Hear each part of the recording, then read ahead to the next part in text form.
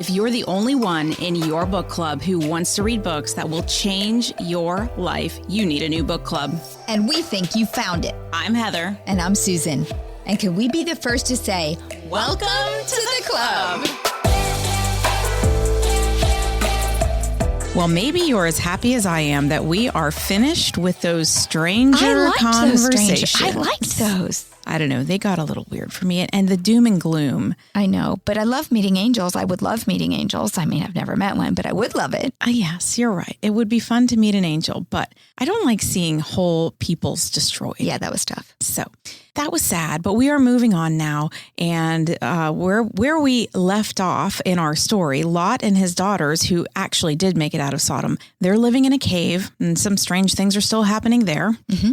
But we're going to move on to our heroine. Correct, because Lot is going to be no more. We're not going to hear from him. Our hero, not our hero. He's a hero. It's a guy, Abraham. And today, I'm afraid he's not going to look great in part of this because I called this one Lies, Allies, and Isaac. So we're going to start just to set up that, remember, our hero, Abraham, is often on that roller coaster that many of us are on, that roller coaster of being very faithful and kind of having these epiphany high moments where we do the right thing and God says, well done. And then these kind of lows where we fall into, maybe not doing what God wanted. But the great thing about our hero is he's the comeback man and he will come back. And we know in the New Testament, he is accredited with righteousness. So he fought that hard battle and he's going to continue to do that. And that's the great thing about following Jesus in general is that you can come back. It's okay to make a mistake. Exactly. And as long as the posture of your heart is right, then God will still use you. Exactly. And that's why I love Old Testament characters, because we get an example of pretty much every mistake you can make somewhere in there. So this week he is going to fall short and slips down with an old lie. Scene 1, Abraham tells a lie, starting in chapter 20, verse 1. Now Abraham moved on from there into the region of Negev and lived between Kadesh and Shur. For a while he stayed in Gerar, which is just south of Jerusalem. And there Abraham said of his wife Sarah, "She is my sister." Then Abimelech, king of Gerar, sent for Sarah and took her. Wait, what? Again? He just didn't learn his lesson.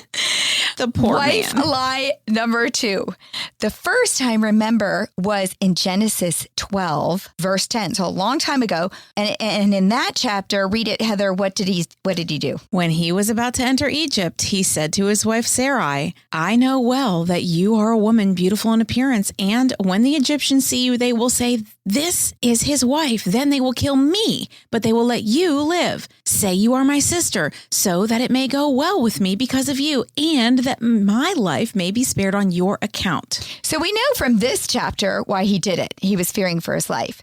The first time Abraham lied about Sarah, it was in Egypt with Pharaoh, and it resulted in plagues. Pharaoh's fury and separation with Lot over livestock that then we just read last chapter resulted in Lot just not having the faith that he needed to have. So again, these little lies kind of spiral out and have an impact far beyond Abraham. But here he does it again. So you would think, thinking about what just happened with Lot, he wouldn't tell the same lie, but maybe he just never made the connection. And that's a point to us.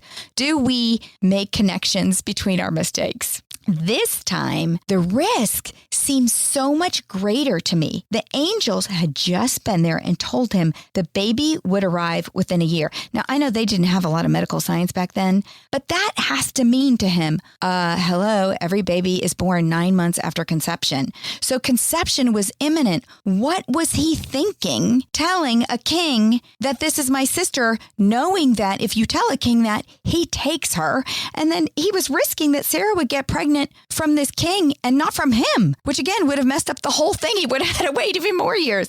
So I really don't know what he was thinking. The other thing that I thought of when I read this is, if I were Sarah, I would be literally crushed. In Genesis 14, remember when Lot was in danger the first time before Sodom and Gomorrah, Abraham fought and defeated 5 kings to rescue Lot. Most of the commentaries say that in the verse you just read, where it said, "She is my sister," then Abimelech, king of of Gerar sent for her, Sarah and took her. Most of the commentaries say that the phrase took her meant it was by force. Why would Abraham let one king take Sarah when he wouldn't let 5 kings take Lot? No attempt to save her. If I were Sarah, if I were his wife, I'd be like, crush, what am I, chopped liver? You go after Lot, but you won't come after me. Well, plus, why are you so embarrassed to be my husband that you keep telling people I don't belong to you? That's what I was thinking. It's like those dates. Have you ever had a friend date someone who says, yeah, we're dating, but the guy never really acknowledges it? Like he's waiting for a better opportunity so he doesn't tell his friends they're dating. That's what this is like. I'm married to Sarah, but I'm not going to tell anybody. It's crazy. It's crazy. The other thing I thought is this, though. This is what I love about Abraham. He is an available man. He's not perfect, but he's always available for God. And here we see, this is why we love him. He's not perfect. The Bible doesn't have perfect heroes, just good examples of humans perpetually struggling for upward progress. And our hero does great things, and then he messes up like this and really silly things that we think, okay, you're not afraid of all these other kings, but you're afraid of one guy. What's going on? But I wonder if he was like drunk one night and they took her out from under him and he didn't even realize it. Maybe it was like a lapse in judgment. I don't think so. You're making excuses for him. Aw, All right, Abraham. scene 2. Abimelech becomes an ally. So a little bit different. The same Abimelech that just took Sarah is going to become an ally. Instead of Pharaoh, who then exiled him. All right. Verse 3. But God came to Abimelech in a dream one night and said to him, you are as good as dead because of the woman you have taken. She is a married woman. Now, Abimelech had not gone near her. So he said, Lord, will you destroy an innocent nation? Did he not say to me, she is my sister? And didn't she also say, he is my brother? I have done this with a clear conscience and clean hands. Then God said to him in the dream, yes, I know you did this with a clear conscience, and so I have kept you from sinning against me. That is why I did not let you touch her. Now return the man's wife, for he is a prophet, and he will pray for you, and you will live. But if you do not return her, you may be sure that you and all who belong to you will die. Early the next morning, Abimelech summoned all his officials, and when he told them all that had happened, they were very much afraid. Then Abimelech called Abraham and said, what have you done to us? How have I wronged you that you have brought such great guilt upon me and my kingdom? You have done things to me that should never be done. And Abimelech asked Abraham, what was your reason for doing this? Abraham replied, I said to myself, there is surely no fear of God in this place, and they will kill me because of my wife. Besides, she really is my sister, the daughter of my father, though not of my mother, and she became my wife. And when God had me wander from my father's household, I said to her, this is how you can show your love to me. Everywhere we go, say of me, he is my brother. So some fears never leave us. And in this case, this is a little Achilles heel for Abraham. If we compare the first and second time that Abraham lied about Sarah, this one with Genesis 12, we have different countries, Egypt and Philistia. We have different kings, Pharaoh and Abimelech. We have different times, 24 years apart. And, kudos to Sarah. The woman never ages. She's still beautiful and still being stolen by kings. I don't know what's going on there, but I want a piece of that. Different outcomes. Pharaoh gets plagues. Abimelech gets an intervention from God and a dream that then we see Abimelech embrace and really become a fan. So super cool there. Different relationships. Pharaoh becomes an enemy, Abimelech an ally. So a little bit different. Thank goodness once again for God for intervening and giving him that chat, Abimelech that chat. There is a pattern to Abraham's sin, and it begins in fear. And I think we need to kind of self-evaluate when we look at Abraham and that, because we all have fears. And the enemy knows them. He knows us better than ourselves. So the sooner we learn our fears, the better we can combat the enemy. He assumed the worst about Abimelech and Pharaoh, that they would kill him. So his fear started with, assuming that they would do that.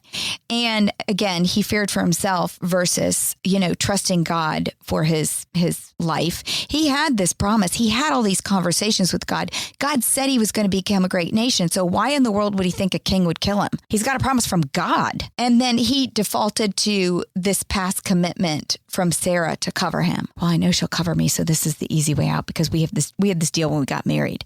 And it was just easy. Abraham was so very courageous in many ways, and yet in this one way, he was super cowardly. This is a pattern that repeats in many great Bible characters like David and Peter, and therefore we really need to ponder it ourselves and understand our own fears, like I said, so we can combat the enemy. I love just that God intervenes and saves again. He intervened and saved Noah. Abraham and Sarah, he saved them from Pharaoh. He saved Lot from Sodom. He intervenes here again for Abraham and Sarah with Abimelech. He's going to intervene with Isaac in the ram, the sacrifice of the ram. We're going to get to that. He's going to intervene with Jacob's family in the famine through Joseph. And he's going to intervene in Exodus, which we hope to get to soon, one day, next year maybe. If Susan will start moving us through these chapters. I know, if I talk a little faster. I'm working on her. With the Israelites. And then all throughout the Old Testament, New Testament, God constantly intervenes. And God knows when we're going to make mistakes, and he intervenes. And we got to be thankful for that. And again, remember to be thankful. Like, thank you, Lord. I know you saved me. He still intervenes and is saving today. His perfect intervention is Jesus. Jesus intervenes and saved us by dying on the cross. So if we're looking for the intervention of all interventions, you've already received it. It was Jesus' death on the cross. All right, verse 14. Then Abimelech brought sheep and cattle and male and female slaves and gave them to Abraham, and he returned Sarah, his wife, to him.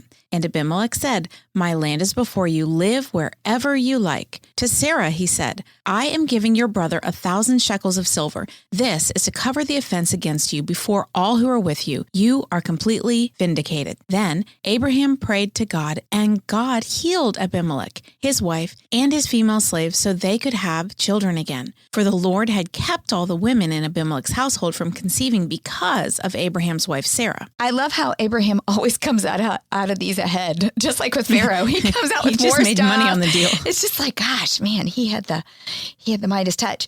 But because of God's intervention in the dream, Abraham's lie gave Abimelech the faith in God he needed to become an ally. And it seems like she must have been in there a really long time, because if it was long enough for them to know that the women were being kept from having children, yeah, it must have not been just a short period of time. But it couldn't have been more than 3 months, because remember, the angel said, you're going to have a baby within a year. So he's got to get Sarah out pretty quick if he's going to conceive and deliver before the end of the year. Good point.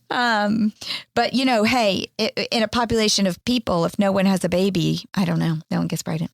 All right, scene 3. Finally, the promise is delivered. Sarah is going to have her day in the sun, finally. Chapter 21, verse 1. Now the Lord was gracious to Sarah, as he had said, and the Lord did for Sarah what he had promised. Sarah became pregnant and bore a son to Abraham in his old age at the very time God had promised him. Abraham gave the name Isaac to the son Sarah bore him. When his son Isaac was 8 days old, Abraham circumcised him as God commanded him. Abraham was 100 years old when his son Isaac was born to him. Now, this next laughter is real laughter on Sarah's part. As opposed to the laughter that she did sassy. When the angels heard her the sassy laughing. laughter. Ha, ha, ha. Do you really think I'm going to have a baby? Right. All right. Verse 6. Sarah said, "God has brought me laughter, and everyone who hears about this will laugh with me." And she added, "Who would have said to Abraham that Sarah would nurse children? Yet I have borne him a son in his old age." All right, point of interest. Sarah was blessed with a son for finally believing. Her future descendant, Mary, was blessed for believing also. So I want to read this little part from Luke. I'll let you read it, Heather, because your voice is so much better. But Luke 1:30-38. So jump to the New Testament. We have this other woman who is going to provide just this promised seed, very much like Sarah in a difficult situation. Verse 30, or Luke chapter chapter 1, verse 30. And the angel said to her, "Do not be afraid, Mary, for you have found favor with God. And behold, you will conceive in your womb and bear a son, and you shall call his name Jesus. He will be great and will be called the Son of the Most High. And the Lord God will give him his throne of his father David, and he will reign over the house of Jacob forever, and of his kingdom there will be no end." And Mary said to the angel, "How will this be, since I am a virgin?" And the angel answered her, "The Holy Spirit will come upon you, and the power of the Most High will overshadow you. Therefore the child to be born will be called Holy, the Son of God. And behold, your relative Elizabeth in her old age has also conceived a son, and this is the 6th month with her who was called barren, for nothing will be impossible with God." And Mary said, "Behold, I am the servant of the Lord. Let it be to me according to your word." And the angel departed from her. So I love these two women because they're very different, but they're in some ways similar. Sarah was very old and had to wait a really, really long time. And on the other hand, Mary was very, very young and really couldn't even understand everything that was going on. She wasn't even married yet. Both were visited by an angel, and both had very different responses, which is kind of funny. Sarah was kind of like, "Ha ha, yeah, right." And Mary was super submissive and was just like, Asked a question. Whatever your will is. Yeah, how will this be? Yeah. But that's the next thing. Both questioned the impossibility. You know, I love this because, like Abraham, I loved it when he questioned. It's okay to question God. We learned that a couple episodes ago. Yeah, you don't have to feel guilty about it because, of course, here's this young girl like, how can this happen? I'm a virgin. And Sarah was like, how can this happen? I'm past menopause. You know, this is impossible. Both were told nothing is impossible with God. Or in the case of Sarah was told, is anything too hard for the Lord? I think that's something we often forget, that nothing is impossible with God. Well, for Sarah, all is well until it is not.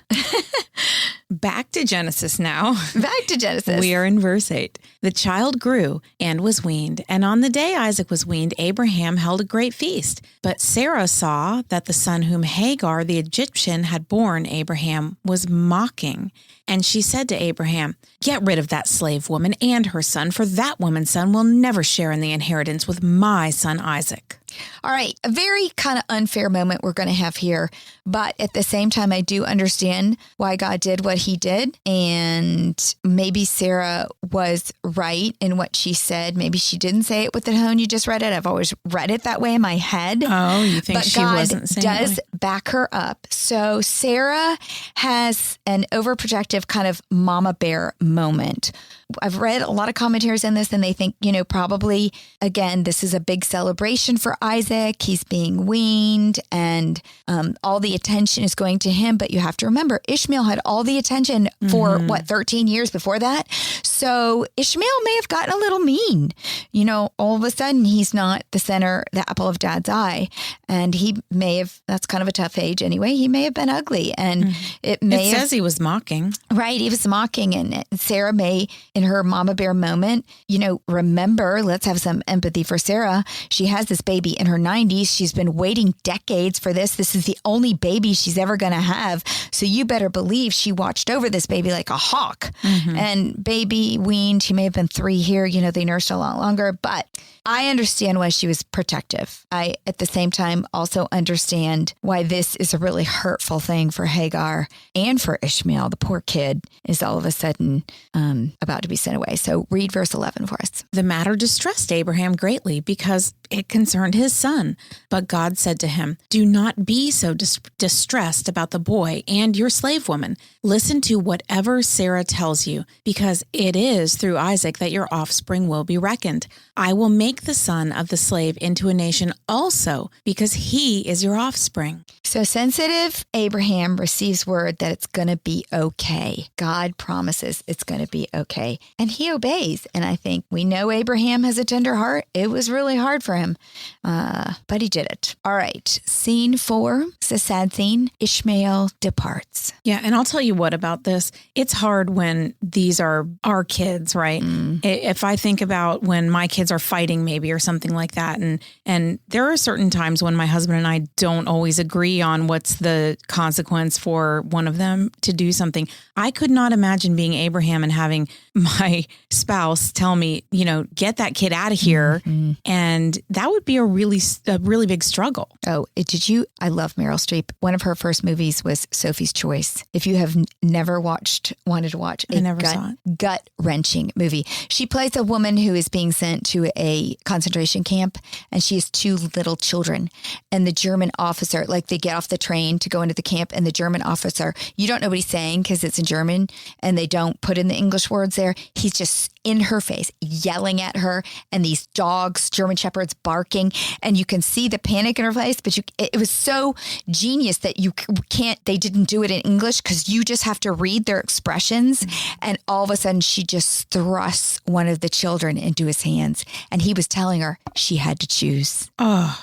And I'm getting goosebumps. I could never watch it again because then her whole life plays forward in this turmoil of that choice and what it does to her. So I can't imagine make that Abraham choice. Doing this. I do say that, Abraham had God telling him what to do.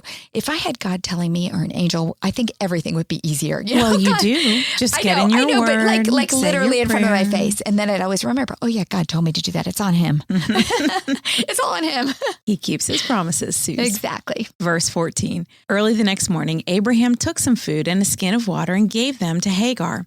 He sent them on her shoulders and then sent her off with the boy. She went on her way and wandered in the desert of Beersheba. When the water in the skin was gone, she put the boy under one of the bushes. Then she went off and sat down about a bow shot away, for she thought, I cannot watch the boy die. And as she sat there, she began to sob. God heard the boy crying, and the angel of God called to Hagar from heaven and said to her, What is the matter, Hagar? Don't be afraid. God has heard the boy crying as he lies there. Lift the boy up and take him by the hand, for I will make him into a great nation. Then God opened her eyes, and she saw a well of water. So she went and filled the skin with water and gave the boy a drink. God was with the boy as he grew up.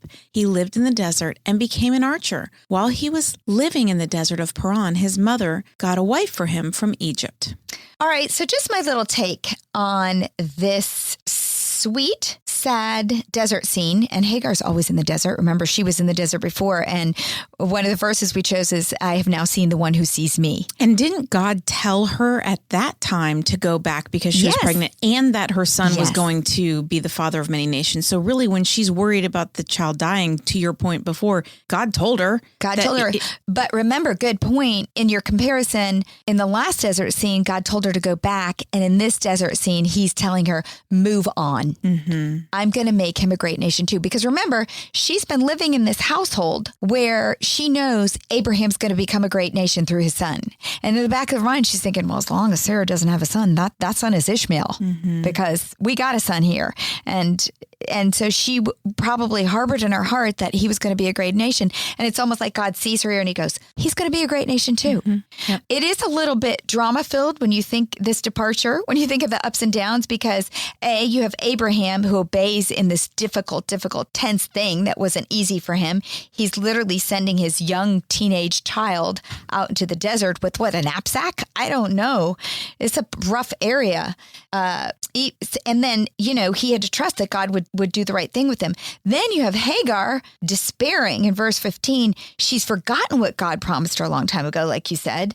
And even though this is her second appearance to her, God's second appearance to her, she still doesn't, I'm going to get to what she does in a minute. But if I had 2 theophanies, a theophany is an appearance of God, I think I'd be sold out. She takes a little bit different tact here. So again, she despairs. And even though God meets her, she doesn't totally rebound. Then you have Ishmael crying. He's young and he's rightly scared. You have God who's comforting her.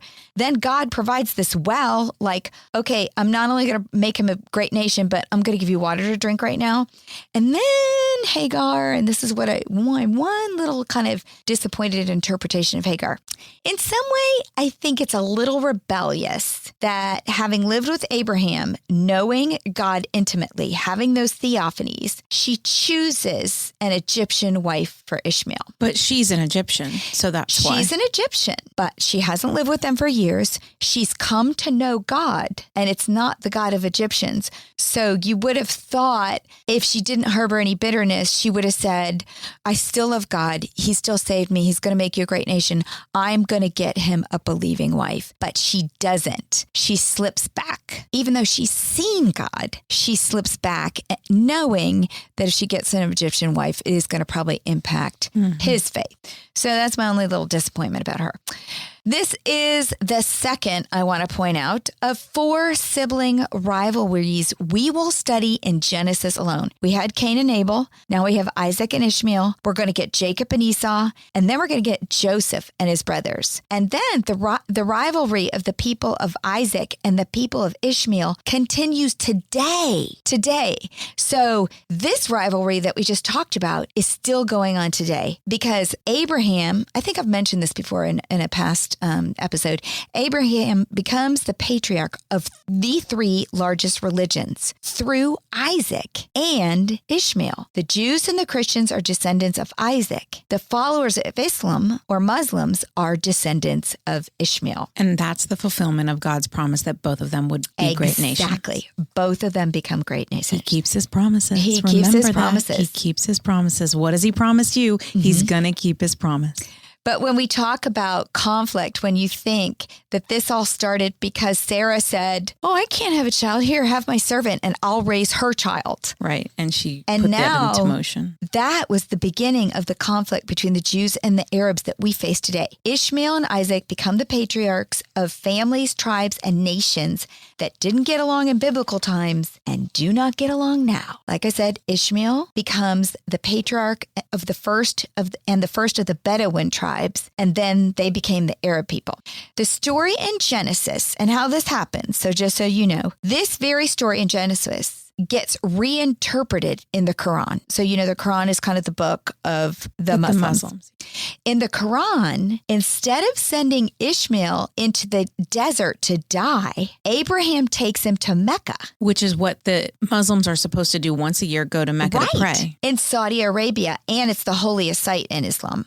And make sure, so Abraham takes Ishmael to Mecca and makes sure he is settled there before returning home. Ishmael grows up to be a good Arab, just like Isaac grows up to be a good Jew. So are you saying that the account of this exact same story is just slightly twisted in the their Quran? faith is not the same?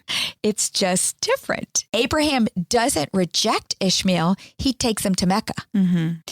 Isaac, so then continuing that, Isaac gets the land of Canaan and his father's promise, which results in his becoming a patriarch of the people of Israel. Ishmael is expelled from the land, but he's not expelled from the love and paternity of Abraham or favor from God. So this is according to the Quran. This is how the Muslims see it. He becomes, like Abraham, the father of a nation. From that nation, we get Muhammad, born in Mecca around 570. His revelations are transcribed into the Quran, the holy book for Muslims. From their perspective, the trauma of being cast out is non-existent. Well, do you think that Abraham really was rejecting him, or do you think he was just following what God was telling him to do, and God was saying it's time for them to move on, like you said earlier, and God will do that when there are seasons in life, and God will say, okay, this season is over and it's time for that next season. He wasn't just maybe fully rejecting him. Maybe he was just sending them on their way because God told him this is the next season.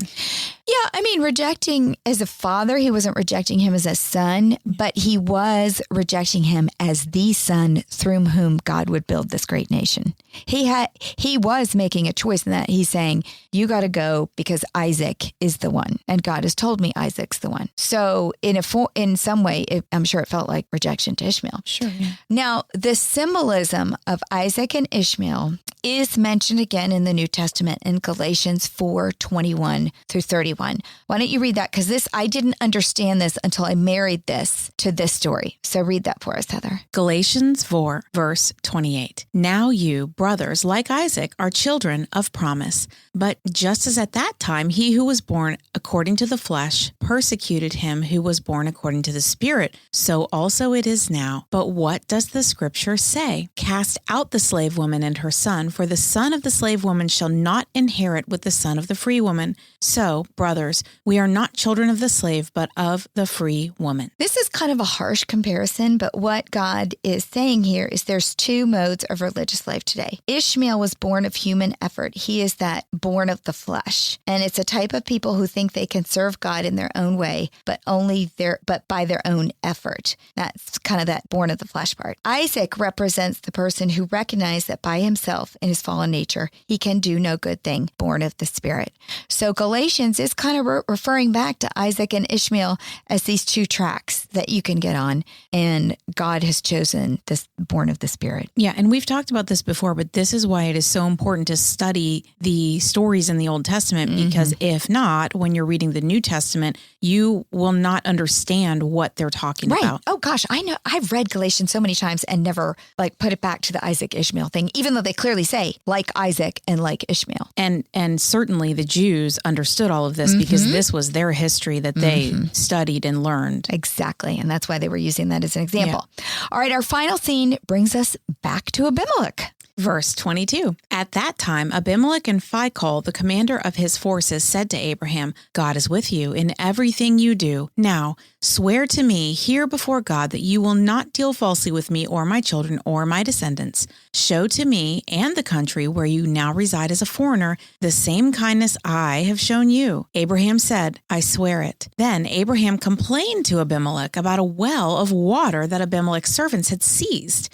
But Abimelech said, I don't know who has done this. You did not tell me, and I heard about it only today. So Abraham brought sheep and cattle and gave them to Abimelech, and the two men made a treaty. Abraham set apart 7 ewe lambs of the flock, and Abimelech asked Abraham, what is the meaning of these 7 lambs you have set apart by themselves? He replied, accept these 7 lambs from my hands as a witness that I dug this well, so that the place was called Beersheba, because the 2 men swore an oath there. After the treaty had been made at Beersheba, Abimelech and Phicol, the commander of his forces, returned to the land of the Philistines. Abraham planted a tamarisk tree in Beersheba, and there he called on the name of the Lord, the eternal God. And Abraham stayed in the land of the Philistines for a long time. So yada, yada, yada. They have this little squabble over a well and this, that, and the other, and it sounds like nothing.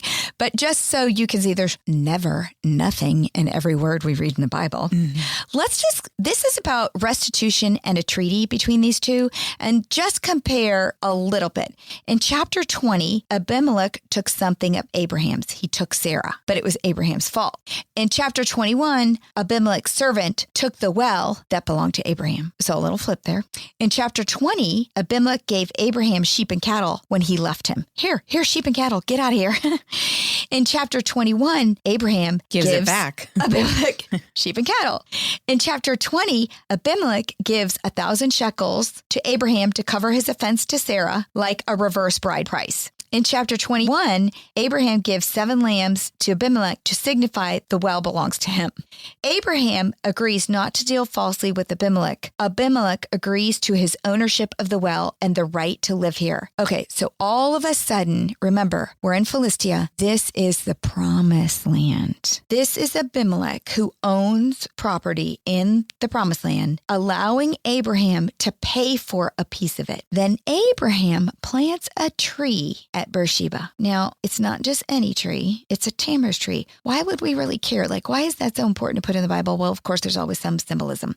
The tree and this planting of this tree and the planting of the name of God, Abimelech believes in God now, is going to grow. So think about this. We started this book with trees, the tree of life and of the knowledge of good and evil.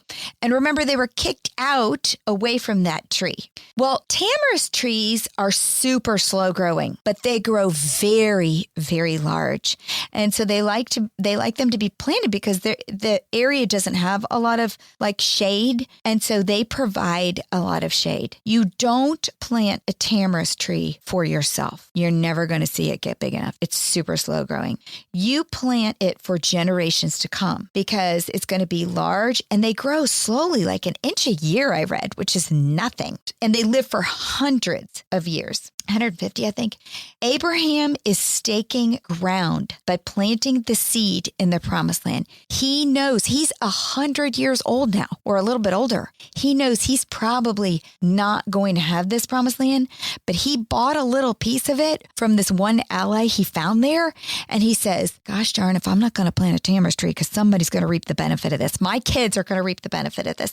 And it's almost like he's again putting that altar. You know how he built stones before and he put an altar? He's like, I'm leaving something behind. So they could remember. He is looking toward the future of God's promise that his people, like this tree, will grow and inhabit this land. The tree is symbolic to Abraham of providing for his people in the future, just as the tree of life provided in the Garden of Eden. You can eat from any tree. Eat from the tree of life all you want. Abimelech and others also are beginning to recognize God's hand on Abraham. Those other kings did. Word is getting out. This man, he's got a spirit behind him, God, who's making stuff happen.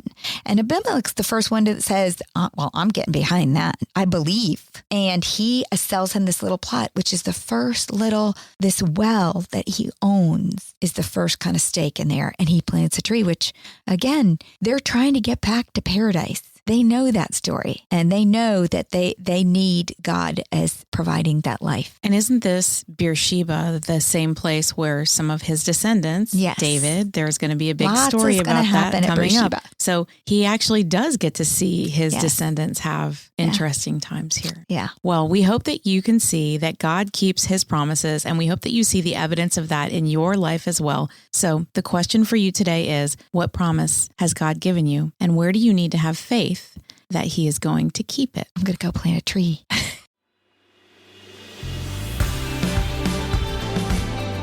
What's a club without friends? If you're enjoying the Bible Book Club, why don't you share it? And then you can say, Welcome to the club. New episodes drop every Monday, and get all episodes now on Amazon Music. As always, head over to susanme.com/Bible Book Club for show notes from today's episode. Bible Book Club is hosted by Susan Merrill and Heather Rubio, edited by Buck Buchanan, produced by Hayley Mawat.